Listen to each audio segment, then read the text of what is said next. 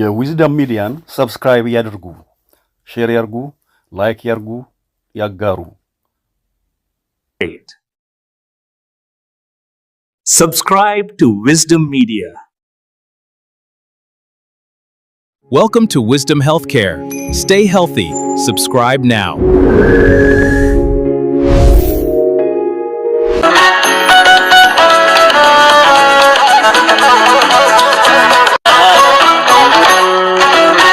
Welcome. የሆድ ስብ፣ የጉበት ስብና የሜታቦሊክ በሽታ ወገባችን ስለ ጤናችን ምን ያህል እንደሚነግረን ታውቃላችሁ? በወገባችን ዙሪያ ትርፍ ክብደት ካለ ውርጭ ማለት ነው የጉበት ስብ ይኖርብኛል ብለው ማሰብ የግድ ይገባል።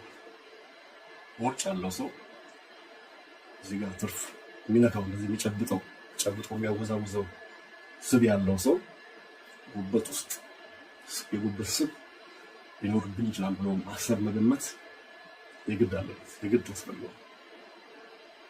ዛሬ ወደዚህ ጥያቄ በጥልቀት እንገባለን። ይሄን ቪዲዮ እስከመጨረሻው ከተከታተላችሁ ይሄንን ነገር በዝርዝር ትረዳላችሁ። በሆድ ስብና በጉበት ስብ መካከል ያለው ግንኙነት እውነተኛ ግንኙነት ምንድን ነው የሚለውን መቼ ነው የጉበት ስብ በሽታ ፋቲ ሊቨር ዲዚዝ ተብሎ በይፋ የሚጠራው? ለጉበት ስብ ዋናው ዓለም አቀፍ ምክንያት ስኳር ነው ወይስ አልኮሆል? የሚሉትን ጥያቄዎች በዚህ ቪዲዮ እንመልሳለን። ዶክተሮች የጉበት ስብን ለመለየት ምን አይነት ምርመራዎችንና የራጅ ምርመራዎችን ያደርጋሉ? ስካን ምን አይነት ስካኖችን ነው የሚጠቀሙት?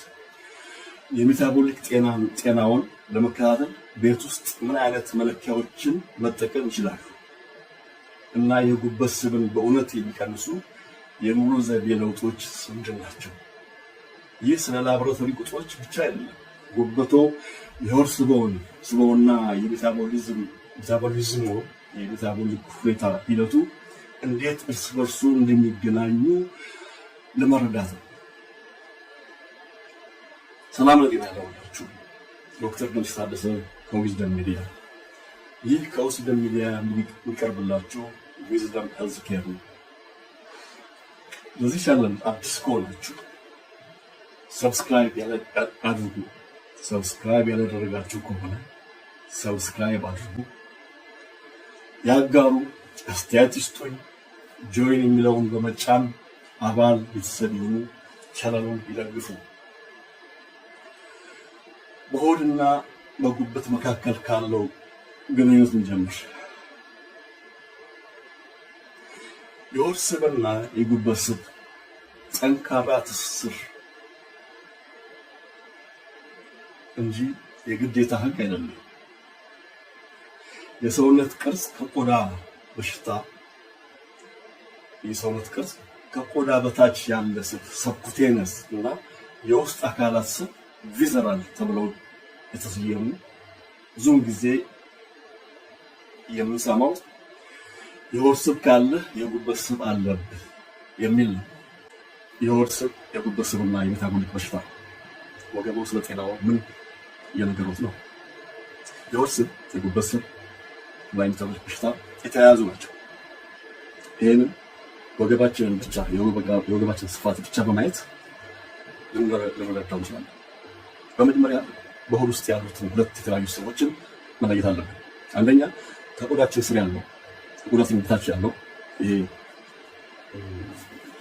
ታፋችን ላይ እዚህ እጃችን ላይ የተለያየ ቦታ ያለው እዚህ ጋር ይሁን ሰብኩቴነስ ፋት ይባላል። ከቆዳ ስር ያለ ለስላሳ ስብ ማለት ነው። በጣቶቹ ይጨብጡት የሚችሉት የውስጥ አካል ስብ የሚባለው ደግሞ ቪዘራል ፋት በሆድ ዕቃ ውስጥ የውስጥ አካላት ዙሪያ የተከማቸ ጥልቅ ስብ ነው። የውስጥ አካላት ስብ በሜታቦሊዝም ረገድ የበለጠ አደገኛ ነው። ለምን? ምክንያቱም ከዚህ የውስጥ አካላት ስብ የሚወጣው ደም በቀጥታ ወደ ፖርታል ቬን ከዚያም በቀጥታ ወደ ጉበት ይሄዳል። ስለዚህ በየደቂቃው ጉበቱ በሚከተሉት ነገሮች ይጥለቀለቃል ማለት ነው። ነፃ ፋቲ ፍሪ ፋቲ አሲድስ ሲል የፋት ፋቲ አሲድ ይባላል። ፋቲ አሲድ ፍሪ ነፃ የሆኑ ፋቲ አሲድ ወደ ጉበት ይጎርፋሉ። እብጠትን የሚያስከለክሉ ብግነትን፣ ቁጣን የሚያስከትሉ ሳይቶካይንስ የሚባሉ ኢንፍላማቶሪ ሳይቶካይንስ በውስጥ አካላት ስር የሚመነጩ ሆርሞኖች ናቸው። በጊዜ ሂደት ያ ተከታታይ ተጋላጭነት ጉበቱ ብዙ ስብ እንዲያከማች ያስገድደዋል። የኢንሱሊን ሬዚስታንስ ያመጣል እና ለጉበት ስብ ከፍተኛ ትራይግሊሰራይድ ብሎ አድሮም ለአይነት 2 የስኳር በሽታ እና ለልብ በሽታ መንገድ ይከፍታል። ሰፊ የህዝብ ጥናቶች እንደሚያሳዩት የውስጥ አካላት ስብ ቪሰራል ፋት በጨመረ ቁጥር ለጉበት ስብና ለሜታቦሊክ ሲንድሮም የመጋለጥ እድላችን በጣም ይጨምራል። የወገብ ዙሪያ መለኪያና ጥልቅ የሆድ ስብ የጉበት ስብን ለመተንበይ ጠንካራ ጠቋሚዎች ናቸው። ስለዚህ የሆድ ስብ ምንም ጉዳት የለውም የሚለው አባባል ከፍተኛ የሆነ ስህተት መሆኑን መረዳት አለብን። ነገር ግን ተቃራኒው የማቃለያ አባባል ማረም አለብን። የሆድ ስብ ካለ 100% የጉበት ስብ አለ ማለት ነው የሚለውን በሁለት ዋና ልዩነቶች ማየት እንችላለን። ለምሳሌ ቀጭን ሆነው የጉበት ስብ ያለባቸው ሊን ናን አልኮሆሊክ ፋቲ ሊቨር ዲዚዝ ወይም ሊን MASLD የሚባሉ ሰዎች አሉ። መደበኛ ክብደት ኖሮት ግልጽ የሆነ የሆድ ስብ ሳይኖር አሁንም ከፍተኛ የጉበት ስብ ሊኖሮት ይችላል ማለት ነው። ሌላው የጄኔቲክ ልዩነቶች ናቸው። አነስተኛ የጡንቻ መጠን፣ ከሰውነት ክብደት ጋር የማይመጣጠን የውስጥ አካላት ስብ፣ የጨጓራና የአንጀት ባክቴሪያ፣ ገት ማይክሮባዮም ለውጦች፣ እነዚህ ሁሉ ቀጭን በሆኑ ሰዎች ላይ እንኳን የጉበት ስብን ሊያመጡ ይችላሉ። የጉበት ስብ ከሆድ ስብ በፊት ሊታይ ይችላል ማለት ነው። በእነዚህ ሰዎች ላይ ሊታይ ቦርጭላቸው ውስጣቸው ስብ በተለያዩ ምክንያቶች የጉበት ስብ ሊኖራቸው ይችላል። ስለዚህ ካልተመረመሩ በስተቀር የጉበት ምርመራ ካላደረጉ በስተቀር ሊያውቁት አይችሉም። በአንዳንድ ሰዎች ላይ በተለይም ከፍተኛ የፍሩክቶስ አወሳሰብ ወይም የተወሰነ የጄኔቲክ ችግር ባለባቸው ጉበቱ ቀድሞ የስብ ማከማቻ ይሆናል። ጉበታቸው በጉበት ስብ የሚከማችበት የመጀመሪያው አካል ይሆናል ማለት ነው። የሆድ ስብ በግልጽ በማይታይበት ጊዜ የጉበት ስብ ለዓመታት ቆይቶ ሊሆን ይችላል። ስለዚህ በሕክምናው ዓለም እውነተኛው አባባል ይሄ ነው። የሆድ ስብ በተለይም ትልቅ ስብ ለጉበት ስብና ለሜታቦሊክ መዛባት ጠንካራ የማስጠንቀቂያ መብራት ነው፣ ቀይ መብራት ነው። ነገር ግን ጠፍጣፋ ሆድ ጤናማ ጉበት ለመኖሩ ዋስትና አይሆንም። ማለት ቦርጭ የሌለው አካል የጉበት ስብ ላለመኖሩ ዋስትና አይሆንም። ከሁለቱም ስር ያለው ተመሳሳይ ሂደት ነው። የኢንሱሊን ሬዚስታንስ ኢንሱሊን እንተኝነት እና ስር የሰደደ የኃይል የካሎሪ ብክነት። መቼ ነው በይፋው የጉበት ስብ በሽታ የሚባለው? መቼ ነው አንድ ሰው የጉበት ስብ አለበት የሚባለው? በትርጓሜ ደረጃ ከጉበት ክብደት ከ5% በላይ ስብ ሲሆን ጉበቱ ፋቲ ሊቨር አለው ተብሎ ይጠራል። ዛሬ ይህንን የሜታቦሊክ ዲስፈንክሽን አሶሲኤትድ ስታቲዮቲክ ሊቨር ዲዚዝ በሚለው ስያሜ ስር ይመደባል። እንደ አንድ ቅደም ተከተል ያስቡት። ቀላል ስቲያቶሲስ ሲምፕል ስቲያቶሲስ ከ5% በላይ የጉበት ስብ፣ አነስተኛ ወይም ምንም እብጠት የለም፣ እስካሁን ምንም ጉልህ ጠባሳም የለም። ይህ ደረጃ መንስኤዎቹን ካስወገዱ ሙሉ በሙሉ ሊመለስ ሂደን የሚችል ነው። ሜታቦሊክ አሶሲኤትድ ስታቲዮ ሄፓታይቲስ የሚባለው ግን ስብ ከመኖሩ በተጨማሪ በጉበት ሴሎች ላይ እብጠትና ጉዳት፣ ብግነት እና መቁሰል ጉዳት ይኖራል። ስለዚህ ነገሮች ከባድ የሚሆኑት ስለዚህ ነው። ቀጣይነት ያለው ጉዳት ወደ ጠባሳነት ፊብሮሲስ ሊያመራ ይችላል። ፊብሮሲስ ጉበቱ የደረሰበት ስር የሰደደ ጉዳት ምላሽ ሲሰጥ የጠባሳ ቲሹዎችን ይፈጥራል። እንደ ደረጃው ክብደት ጠንካራ ጣልቃ ገብነት በኩል ሊድን ይችላል። ማለት ክብደታችንን ለመቀነስ የምናደርገው ጣልቃ ገብነት የምናደርጋቸው እርምጃዎች በከፊል ሊያድን ይችላል። ሌላው ችግር ሲሮሲስ የሚባለው ነው። የመጨረሻ የጠባሳ ደረጃ ነው። የጉበት መዋቅር ይለወጣል፣ ተግባሩም ይቀንሳል። በአብዛኛው የማይመለስ የማይድን ደረጃ ነው። ትኩረቱ ተጨማሪ ጉዳትና ውስብስብ ነገሮችን መከላከል ይሆናል እንጂ ሲሮሲስ ደረጃ ከደረሰ በኋላ የጉበት ሴሎች አካላት ሙሉ ለሙሉ ወደ ጠባሳነት ከተቀየሩ በኋላ ለመገልበጥ ለማቀልበስ አስቸጋሪ ነው። ከዚህ ቀጥሎ ያለው አደገኛው መጥፎ ደረጃ ካንሰር ነው። ሄፓቶሴሉላር ካርሲኖማ የሚባለው የጉበት ካንሰር በዚህ ስትሬስ በተደረገ ጉዳትና በሲሮሲስ ምክንያት ሊከሰት የሚችል የጉበት ካንሰር ነው። ለእናንተ ያለኝ ዋና መልእክት የጉበት ስብን ቀድመን ማወቅን ቁጥር ከፍተኛ ጠባሳ ከመፈጠሩ በፊት ሙሉ በሙሉ የመፈወስ ዕድላችን በከፍተኛ ደረጃ ይጨምራል። አልኮል ወይስ ስኳር? የዓለማችን ዋና ተጠያቂ ማን ነው? ለብዙ አስርት ዓመታት ስለ ጉበት በሽታ ስናስብ የምናስበው ስለ አልኮል ነበር። አዎ አልኮል በእርግጥ የጉበት ስብን፣ ሄፓታይተስን፣ ሲሮሲስን እና የጉበት ካንሰርን ያስከትላል በረዥም ሂደት። ነገር ግን ከፍ ብለን ዓለም አቀፍ ቁጥሮችን ስንመለከት ሌላ ታሪክ ይታያል። ከአልኮል ጋር የተያዘ የጉበት በሽታ ከዓለም ሕዝብ ውስጥ አነስተኛውን ክፍል ነው የሚይዘው። በምግብና በኢንሱሊን ሬዚስታንስ፣ በኢንሱሊን እምቢተኝነት፣ በኢንሱሊን መቋቋም የሚመጣው የሜታቦሊክ ጉበት ስብ በሽታ አሁን በዓለም ዙሪያ ከሶስት ጎልማሶች አንዱን ይይዛል። በሶስት ሰዎች ውስጥ አንዱ ጉበት ስብ ተይዟል ማለት ነው። በዓለም አቀፍ ደረጃ አሁን ከሶስት ጎልማሶች ውስጥ አንዱ የጉበት ስብ የሰባ የጉበት በሽታ አለበት። ፋቲ ሊቨር ይዟል። ከሶስት ሰው አንዱ ዓለም ላይ። ታዲያ ይሄን የሜታቦሊክ ጉበት ስብ ወረርሽኝ ምን እየመራ ነው? ምን አመጣው?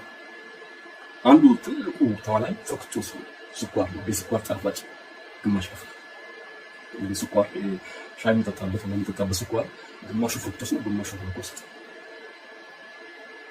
ፍሩክቶስ በጉበት ለምን ለየት ያለ ችግር እንደሚፈጥር ቀጥሎ እናያለን።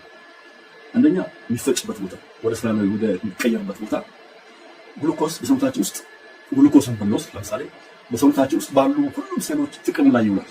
ሁሉም ሴሎች ግሉኮስን ይጠቀማሉ። ሜታቦላይዝ የሚሆነው በሁሉም ሴሎች ውስጥ ነው። ፍሩክቶስ ግን የሚስተናገደው በዋነኛነት በጉበት ብቻ ነው። የሜታቦሊክ ብሬክ የለውም ማለት ያለማቋረጥ የሚካሄድ ሂደት ነው። ፍሩክቶስን የመፍጨት ሂደት የምግብ መፍጨትን የሚቆጣጠረው ዋና ኤንዛይም ይዘላል። ፍሩክቶስን የመፍጨት ሂደት የምግብ መፍጨትን የሚቆጣጠረውን ዋና ኤንዛይም ይዘላል፣ ያልፈዋል። የፍሩክቶስ አወሳሰብ ከፍተኛ በሚሆንበት ጊዜ ጉበቱ ጥሩ ማቆሚያ የለውም ማለት የሚገታበት መንገድ የለም። ዲኖቮ ሊፖጀነሲስ አዲስ ስብ የመፍጠር ሂደት ቋሚ ነው። ጉበቱ ፍሩክቶስን በፍጥነት ወደ ስብ ግብአቶች ይለውጠዋል። ይህ በጉበት ውስጥ ያለውን የትራይግሊሰራይድ ምርትን በቀጥታ ይጨምራል። ፍሩክቶስ ወደ ስብ ተቀየረ ማለት ወደ ትራይግሊሰራይድ ነው የሚቀየረው። ይህ ትራይግሊሰራይድ ሳቹሬትድ ፋት ነው። እንግዲህ ሳቹሬትድ ፋት ማለት የበሽታችን የልብ በሽታ፣ የስትሮክ፣ የሃርት አታክ፣ ብዙ ነገር ችግር የአቴሮስክለሮሲስ መነሻ ነው። ስለዚህ ነው እንግዲህ ሳቹሬትድ ፋት ማለት ብዙ ሳቹሬትድ ፋት የሚገኘው ከእንስሳት ነው። ከእንስሳት የሚገኙ ሳቹሬትድ ፋት አትመገቡ የተባለው ለዚህ ነው። ነገር ግን ሰውነታችን የሚገነባው የሚፈጥረው ስብ ሳቹሬትድ ፋት ነው። ይሄ ሳቹሬትድ ፋት ትራይግሊሰራይድ ይባላል። ይሄ ትራይግሊሰራይድ ጉበታችን ውስጥ የሚመረትበት ምክንያት መነሻ ዓላማው ለበጎ ነው። ሰርቫይቫል ሜካኒዝም ነው። ኢነርጂን የማጠራቀሚያ መንገድ ነው። ምግብን የማጠራቀሚያ መንገድ ነው። ጎተራ ነው፣ ስቶር ነው፣ ሴቪንግ አካውንት ነው። ስለዚህ ችግር አልነበረውም። ጄኔቲካሊ ዲዛይን እንደሆነ ነው። የሰው ልጅ በዚህ ሜካኒዝም ምክንያት ነው የተረፈው፣ ሰርቫይቭ ያደረገው። ምክንያቱም በቋሚነት አይመገበው ነበረ።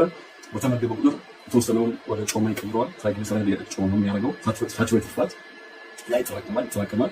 ምግብ ሲያጠራ እሱን ነው የሚጠቀመው። ስለዚህ ይሄ በጉበት ውስጥ የሚፈጠረው ስብ ትራይግሊሰራይድ ይባላል። ሳቹሬትድ ፋት ነው። አሁን ለዚህ ነው አንዳንድ ጊዜ ሳቹሬትድ ፋት ለኛ ኢንሄረንትሊ እንዳው በተፈጥሮ አደገኛ መጥፎ ቢሆን ኖሮ ሰውነታችን ይሄን መጥፎ ነገር በቋሚነት ለምንድን ነው የሚያመርተው? ሰውነታችን ይሄን ያህል ስቱፒድ አይደለም። ሰውነታችን ስማርት ነው፣ በጣም ፍጥ ነው። ነገር ግን ይሄ ፕሮግራም ነው ይሄን ሳቹሬትድ ፋት ትራይግሊሰራይድ ማምረት ማጠራቀም የግድ ነው። ችግር የመጣው መቼ ነው? ያለማቋረጥ ሲከማች ጉበት ውስጥ ሞልቶ ተትረፍርፎ ከዛ ወደ ሌላ አካላት ወደ ኩላሊት፣ ወደ ቆሽት፣ ወደ አንጀታችን፣ ወደ ተለያዩ አካላት ይሰራጫል። ከዛም አልፎ ይኸው ቆዳችንን ወጥሮት ቦርጮ ይታያል። በዚህ ጊዜ ነው ችግር የተፈጠረው እንጂ በልኩ ድሮ ዲዛይን እንደሆነው በልኩ ቢሆን ኖሮ ትራይግሊሰራይድ ሳቹሬትድ ፋት ስብ ጉበት ስብ የሚፈጠረው በልኩ ቢሆን ኖሮ የተፈጠረው ጠቃሚ ጎጂ ነበር። አሁን ችግር ያመጣው አመጋገባችን ነው። በተለይም ቀደም ብዬ እንዳልኩት ይሄ ልብና የደም ስሮችን በሽታ ለመከላከል ለማዳን ካርቦሃይድሬት ሰብስታችሁ ብሎ ስኳር የበዛበት የፋብሪካ ዘይትና ይሄ ነው ለዚህ ሁሉ ቀውስ ያጋልጣል። ስለዚህ ይህ በጉበት ውስጥ ያለው ትራይግሊሰራይድ ምርት በቀጥታ ይጨምራል። እሱ በጨመረ ቁጥር የተከማቸው ስብ እንዳይቃጠል ያግዳል። ይሄን የሚያደርገው ማለት ኢንሱሊን ነው። ይሄን የሚያደርገው የፍሩክቶስ መፈጨት ሂደት የሴሎችን የኃይል ሁኔታ በመቀየር ስብ የመጠቀም ስብን ኦክሲዳይዝ የማድረግ ኦክሲዴሽን ፋት ኦክሲዴሽን አቅምን ይቀንሳል። ስለዚህ አዲስ ስብ እየጨመሩ ያለውን ደግሞ የማቃጠል አቅምን ይቀንሳል። አዲስ ስብ አሁንም ይጨመራል። የተከማቸው እንዳይቃጠል ይደረጋል። ለዚህ ክምችት ሌላው ፍሩክቶስ ሲቀነባበር በጉበት ውስጥ ከፍሩክቶስ ሜታቦላይዝ ሲሆን ዩሪክ አሲድ ይፈጠራል። ዩሪክ አሲድ ይጨምራል። ለዚህ ፍሩክቶስ የጋውት ዋነኛ ምክንያት የሚሆንበት ምክንያት ፍሩክቶስ አንዱ ወደ ዩሪክ አሲድ የሚቀየረው ፍሩክቶስ ኤቲፒን በመስበር ዩሪክ አሲድ ይፈጥራል። ፍሩክቶስ የፋት የጮማ ማሽን ማለት ይቻላል። እንግዲህ ፍሩክቶስ ዛሬ መርዝ ነው የምንለው። ዛሬ ጠላታችን የሆነው ፍሩክቶስ የጣፋጩ ነገር ድሮ ወዳጃችን፣ አዳኛችን፣ ጠባቂያችን ነበር ማለት ይቻላል። አንደኛ ፍሩክቶስን ድሮ ጥንት ጊዜ የምናገኘው በአመት ውስጥ ምናልባት ለጥቂት ሳምንታት፣ ለጥቂት ወራት፣ ለአንድ ወር፣ 3 ሳምንት፣ 4 ሳምንት የምናገኘው አመቱ ሙሉ የለም። በዛ ባገኘነው ቁጥር ግን የሚሰራቸው ነገሮች አሉ። ለሰውነታችን የሚያስተላልፈው መልእክት አለ። ፍሩክቶስ ጮማን አከማች። ጮማ እንዲከማች ለማድረግ የሐሰት የሆነ እጥረት ይፈጥራል። ለምሳሌ አሁን በሀገራችን የተለያየ ቦታ ሰዎች ስኳር ይደብቁና እጥረት ይፈጥራሉ። የስኳር መጠን ይጨምራል። ነዳጅ ይደብቁና እጥረት ይፈጥራሉ። ዋጋ ይጨምራል። ልክ እንደዚህ ፍሩክቶስ የኤቲፒ እጥረት፣ ኤቲፒ ማለት የኛ ቤንዚን ነው፣ ነዳጃችን ነው፣ የኃይል ምንጫችን ኤቲፒ ነው የምንመነዘረው። ኤቲፒ ነው ጉልበታችን። አሁን እንደዚህ የምናገረው ኤቲፒ ነው የተጠቀሙ ነው። ያ ኤቲፒ የሚፈጠረው ጉበት ውስጥ ነው፣ ማይቶኮንድሪያ ውስጥ ነው። ፍሩክቶስ ምን ያደርጋል? ይሄ ኦልሬዲ ያለው ኤቲፒ ቶሎ ዲስቶሪ ስራ ላይ ሳይሆን እንዲጠፋ ያደርገዋል። እንዲጠፋ ሲያደርገው ቅርጹ ሲቀይረው ያ የኤቲፒ ሲሰባበር ወደ ዩሪክ አሲድ የሚቀየረው። ለምንድን ነው ፍሩክቶስ ኤቲፒን የሚሰባበረው? እጥረት ለመፍጠር ነው። እጥረት ሲፈጠር ኢነርጂ ስካርሲቲ ይፈጥርና ስለዚህ አእምሯችን ይሄንን ኖቲስ ያደርጋል።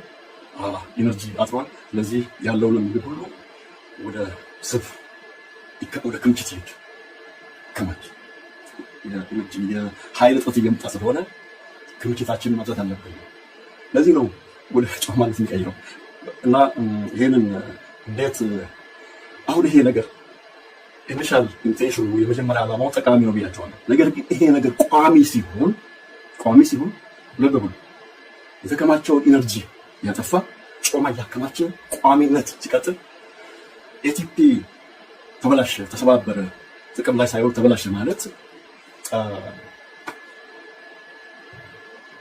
አንዱ ምንድነው ኃይላችን የኤነርጂያችን ያለን የኤነርጂ መጠን እየቀነሰ ሄደ።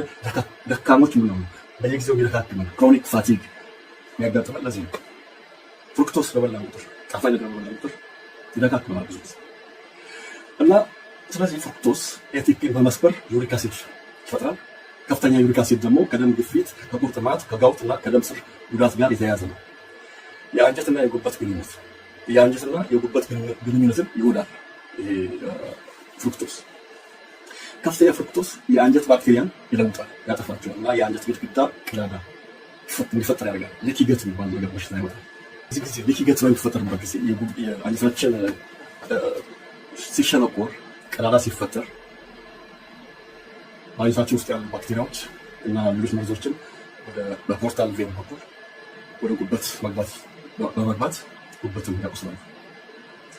ጥናቶች እንደሚያሳዩት የጉበት ስብ ያለባቸው ሰዎች በተለይ ጣፋጭ መጠጦች ከሌሎች ሰዎች ከ2 እስከ 3 እጥፍ የሚበልጥ ፍሩክቶስ ይወስዳሉ። በተለያዩ ጥናቶች እንደታየው የጉበት ስብ ያለባቸው ሰዎች በተለይ ጣፋጭ መጠጦችን የሚጠቀሙ ሰዎች ከሌሎች ሰዎች ከ2 እስከ 3 እጥፍ የሚበልጥ ፍሩክቶስን የሚወስዱ ናቸው። የጉበት ስብ ካለባቸው ሰዎች ውስጥ ከ2 እስከ 3 እጥፍ የሚበልጥ ውስጥ ፍሩክቶስ የሚጠቀሙ ጣፋጭ ነገር የሚጠቀሙት ናቸው። ስለዚህ ጥያቄው በዓለም አቀፍ ደረጃ ለጉበት ስብ በሽታ ዋነኛው መንስኤ የትኛው ነው? አልኮል ወይስ ስኳር ወይስ ፍሩክቶስ? አልኮል ነው ወይስ ስኳርና ፍሩክቶስ?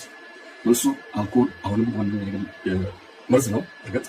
ነገር ግን በዓለም ዙሪያ ባሉ ቁጥሮች የጉበት ስብ በሽታ ዋነኛው መሪ ዛሬ የሜታቦሊክ መዛባት ሲሆን ይህም በዋነኝነት በስኳር በፍሩክቶስ የተቀነባበሩ ካርቦሃይድሬቶችና በከፍተኛ ኃይል ካሎሪ ክምችት የሚመጣ ነው። ስለዚህ ይሄ የጉበት ስብ እንዳለብን፣ የሜታቦሊክ ቀውስ እንዳለብን፣ የስኳር በሽታም እንዳለብን እንድናውቅ የሚረዱ ምርመራዎች ምንድን ናቸው? እነዚህም በዝርዝር እናያለን። አንደኛ በክሊኒኮች ውስጥ የሚደረጉ ምርመራዎች።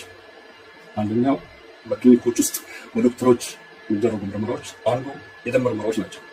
ስለዚህ ስለ ጉበት ጭንቀትና ሜታቦሊክ ጤና የመጀመሪያ እይታ ይሰጡናል። ማለት እነዚህ የደም ምርመራዎች ጉበት ውስጥ ያለው ችግር ላይ ሜታቦሊክ ጤና የመጀመሪያ እይታ ይሰጡናል።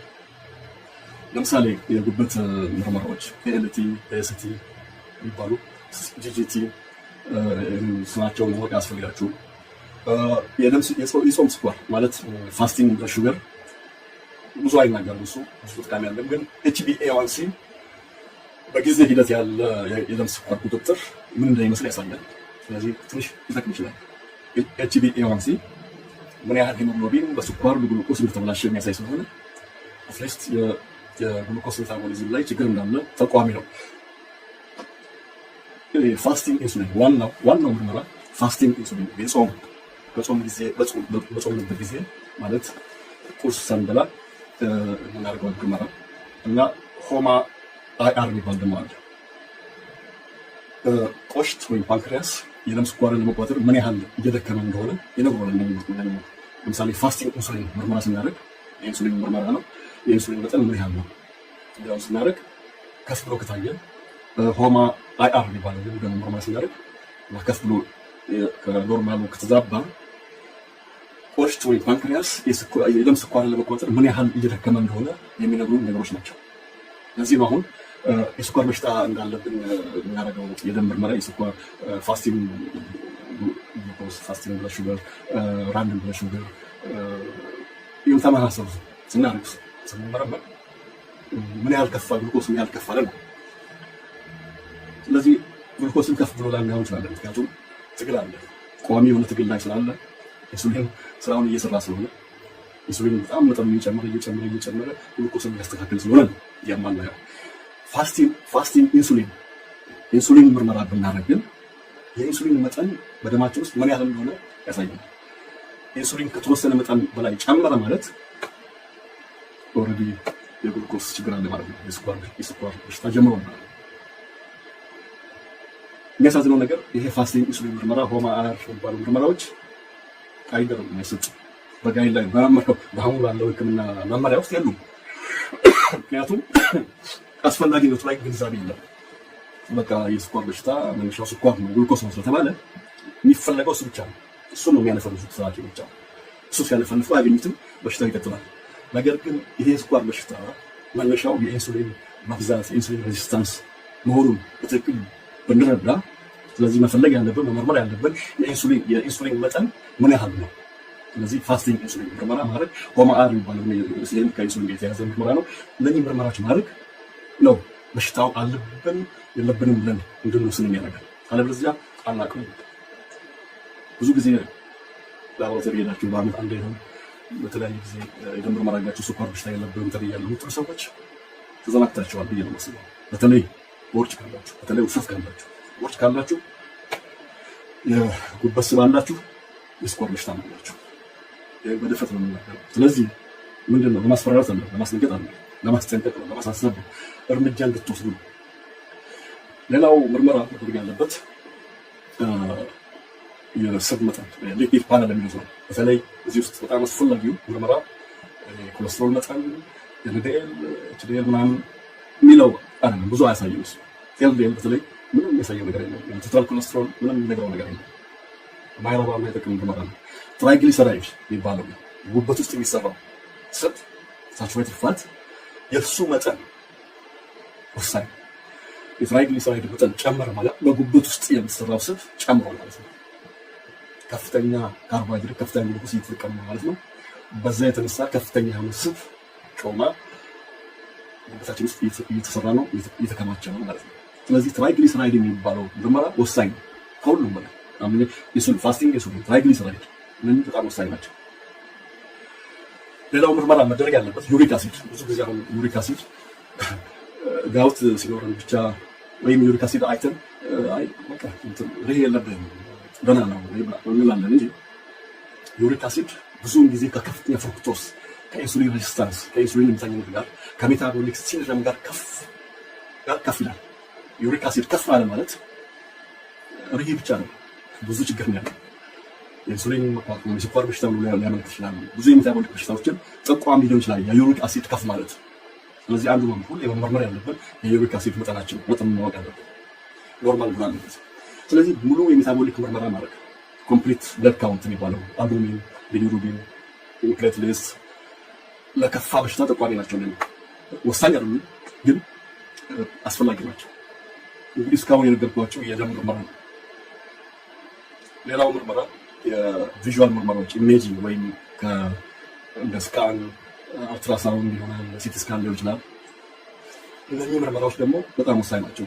እነዚህ ምርመራዎች ጉበት ውስጥ በተጨባጭ ጉበቱን በትክክል ስለምናይ ማየት ስለሚቻል ጉበት ውስጥ ምን ያህል ስብ እንዳለ ለማየት ያስችላል። አልትራሳውንድ በሁሉም ቦታ ይገኛል፣ ቀላል ነው። እሱ ማድረግ አይደለም። አልትራሳውንድ ጉበት ውስጥ ስብ ከታየ ከተገኘ ችግር አለ ማለት ነው።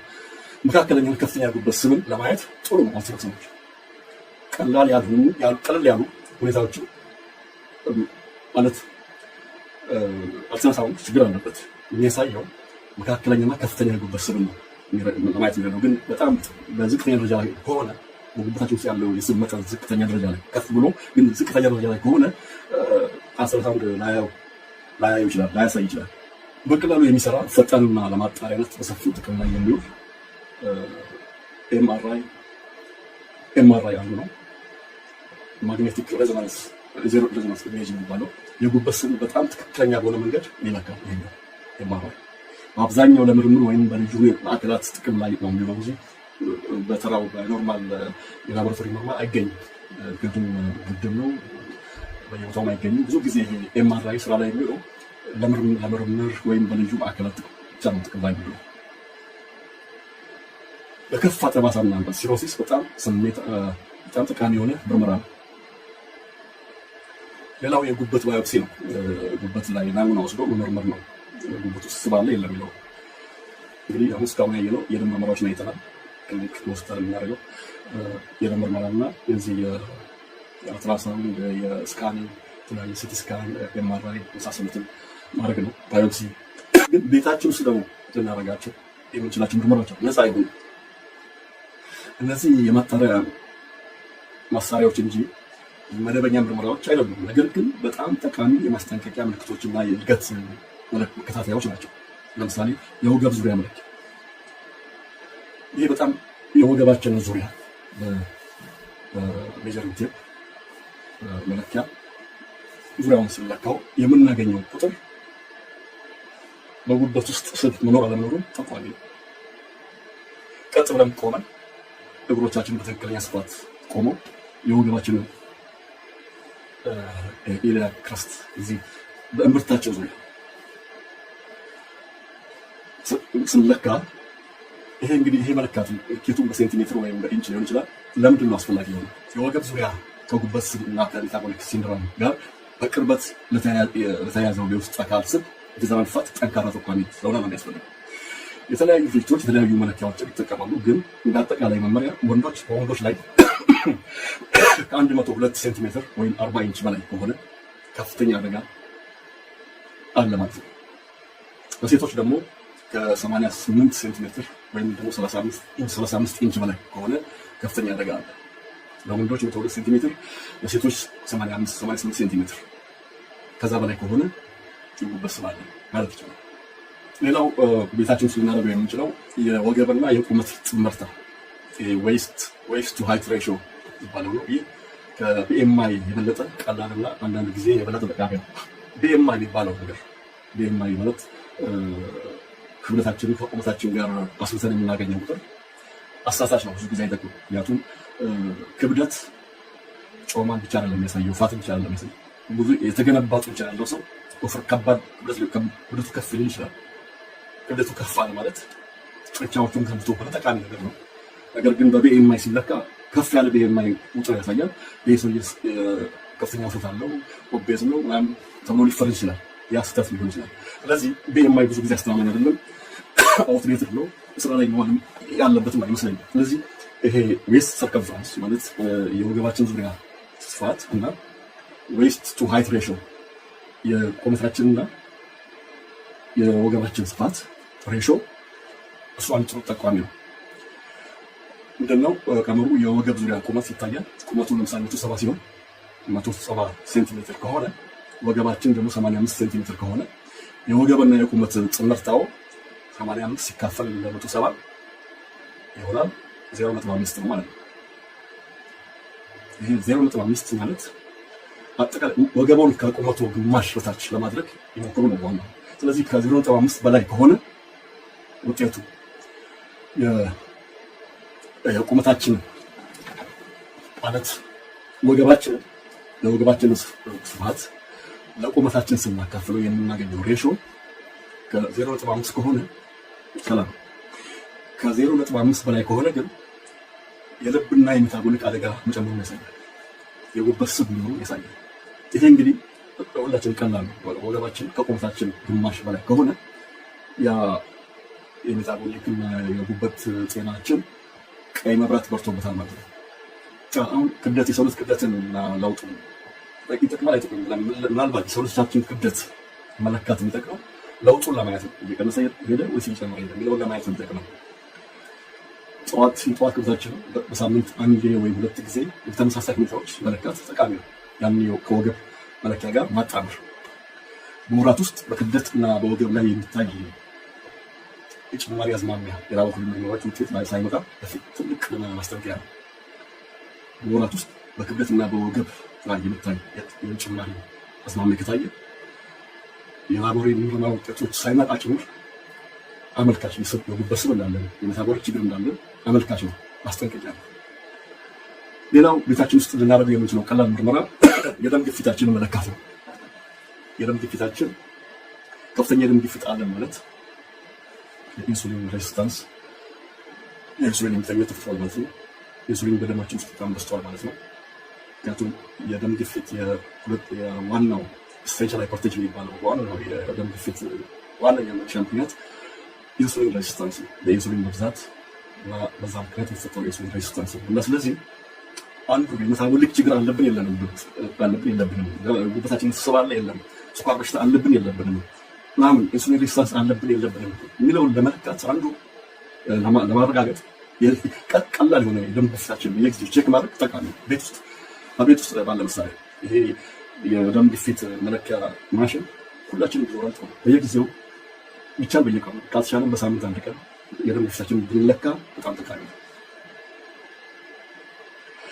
ከፍተኛ የደም ግፊት ከሚከተሉት ነገሮች ጋር በጥብቅ የተያያዘ ነው። የኢንሱሊን እምቢተኝነት ኢንሱሊን ሬዚስታንስ፣ የደም ስር ጉዳት ኢንዶቴሊያል ዲስፈንክሽን፣ የደም ስሮች መጎዳት እና የጉበት ስብ። የደም ስሮች መጎዳት ማለት ኢንዶቴሊያል ዲስፈንክሽን ማለት የልብ እና የደም ስሮች በሽታ መነሻ ምክንያት ማለት ነው። ስለዚህ ለልብ የሚያገለጥ አንድ ትልቅ ቁጥር አንድ ከፍተኛ የደም ግፊት ነው።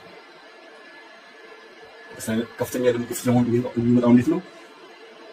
በኢንሱሊን ሬዚስታንስ ምክንያት ነው። ኢንሱሊን ሬዚስታንስ ግን የሚፈጠረው ካርቦሃይድሬትን ያለቅጥ ያለመጠን ስለምንመገብ ነው፣ ጣፋጭ ምግቦችን ስለምንበላ ነው። ስለዚህ ቢያንስ 2 ጊዜ ለመለካት የደማችን የደም ግፊት መለካት አማካይን በመውሰድ ሁልጊዜ የሚከተሉት ቁጥሮች ካሉ ለምሳሌ ሲስቶሊክ የላኛው ቁጥር ከ130 እስከ 135 በላይ ከሆነ ዳያስቶሊክ ወይም የታችኛው ቁጥር ደግሞ ከ80 እስከ 85 በላይ ከሆነ ያኔ ሐኪም ጋር መነጋገር ጊዜው መደንገጥ ማሰብ የግድ ነው። ከፍተኛ ደም ግፊት ከወርስብ ጋር ተዳምሮ ለሜታቦሊክ ሲንድሮም የሜታቦሊክ በሽታዎች እና ለጉበት ስብ ትልቅ ምልክት ነው። ሌላው ቤታችን ውስጥ ልናደርገው የምንችለው የስኳር ክትትል ነው። የደማችንን የግሉኮስ መጠን ቤታችን ውስጥ ሆነን መከታተል እንችላለን። በእውነት መንገድ ነው የተለመደው አለ።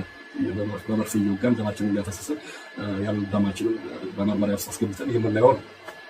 እሱ የቆየውን እና በጣም መጥፎም ይመስለኛል። ማለት በየጊዜው ራስን መውጋትም ችግር ነው።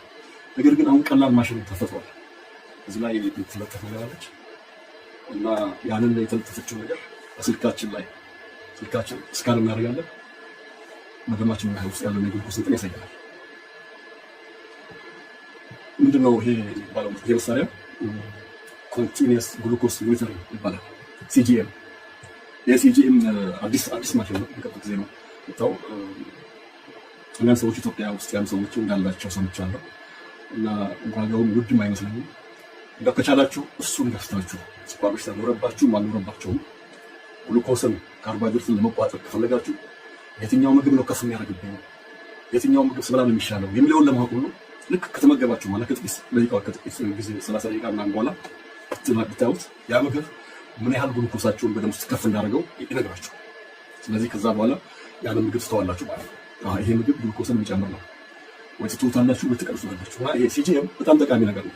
አዲስ መጀመሪያ ነው የተስፋፋል ኢትዮጵያ ውስጥ በትክክል ስራ ላይ የዋላ አላውቅም። ግን ኢትዮጵያ ውስጥ ያሉ ሰዎች ይህንን ሲጂኤም መመርመሪያ እንዳላቸው አውቃለሁ።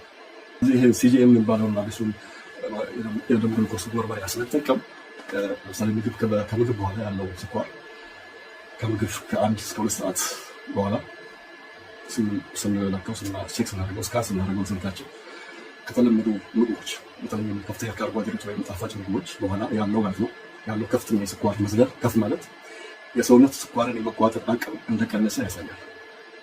ምግብ ከተመገበ በኋላ ከ1 ሰዓት ከ2 ሰዓት ባለው ጊዜ ውስጥ በደማችን ያለው ከፍተኛ ስኳር መጠን ግሉኮስ ከፍ ብሎ ከሆነ በጣም ጨምሮ ከሆነ ግሉኮስን ስኳርን የመቆጣጠር አቅማችን ተዛምቷል፣ ተበላሽቷል ማለት ነው። ይሄ የስኳር በሽታ እንዳለብን ጠቋሚ ሊሆን ይችላል። የጉበት ስብን በእውነት የሚቀንሱ የኑሮ ዘይቤ ለውጦች ይሄ አሁን ማነሳው ክፍል በጣም አስፈላጊ ነው። እንዴት ነው ስብን ከጉበት ውስጥ የምናወጣው የምናስወግደው? ቀደም ሲል 3 ቁልፍ ኢንተርቬንሽንስ ወይም እርምጃዎችን ተነጋግረናል። አልኮል ማቆም፣ ስኳር ማስወገድ፣ አልፎ መጾም ማለት ነው። እነዚህ ወደ ሙሉ ማዕቀፍ ብንቀይራቸው እና ተጨማሪ ዘዴዎችን ብንጨምር